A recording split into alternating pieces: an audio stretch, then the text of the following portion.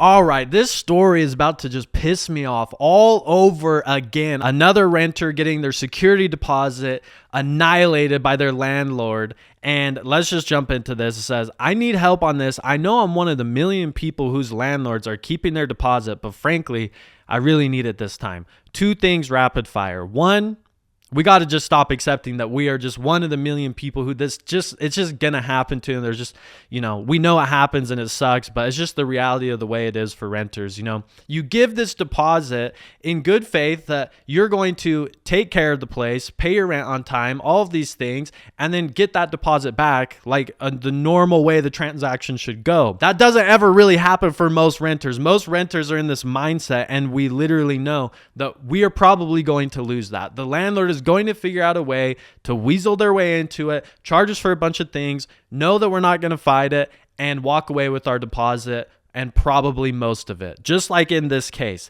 The second part of this, it just says, and I really need it this time. Like, this renter really needs their security deposit back this time. It shouldn't even matter if you need it or don't need it. It is your money, and you should plan on getting it back. But we don't do a good job of protecting ourselves as renters. So that's why I literally created deposit defenders so that this could stop happening, because these stories drive me nuts. And it happened to me one too many times. The original deposit was $600 and they're trying to keep $552 of it. I attached the image of the cleaning fees and the images of the apartment when we left.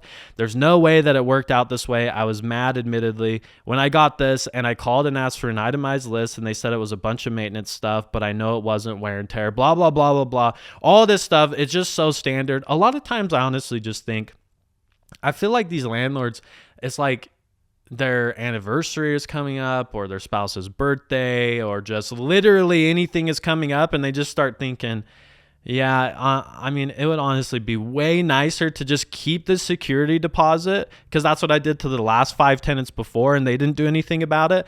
And I'd really rather use that money on something for myself than give it back to this renter who paid rent on time every month and took really good care of this place. Let's jump into the rest of this real quick. Do I have to take him to small claims court? Do I even have a chance, or am I justified in doing this? One thing I will say super quick is, yes, if you had deposit defenders do a move-in inspection for you and completely document everything, you would be way more confident in whatever route you are going to take. They also said that they fixed a bunch of holes when I didn't put anything in the walls, since I was so scared of this happening.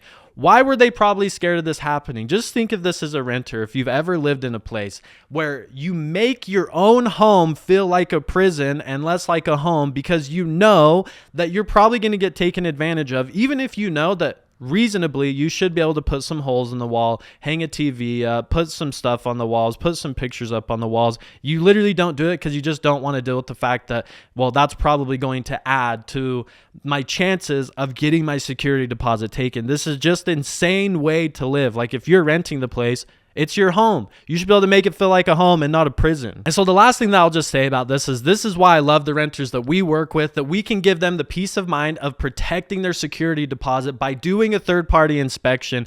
Because most of the time when a landlord starts coming and trying to like just claw away, they start chirping, they just start like trying to weasel their way into that deposit, and they start sending some things over to our renters, and we start hitting with the evidence, with the facts, with the inspection that we did at the move-in. Those things start to disappear real quick, and our renters start getting their deposits back a lot faster. And that's all we have this week for Casual Friday Renter of the Week, getting their deposit obliterated. And if you don't want to end up like this renter, just remember to go to depositdefenders.com, book your move-in inspection, and protect your security deposit today.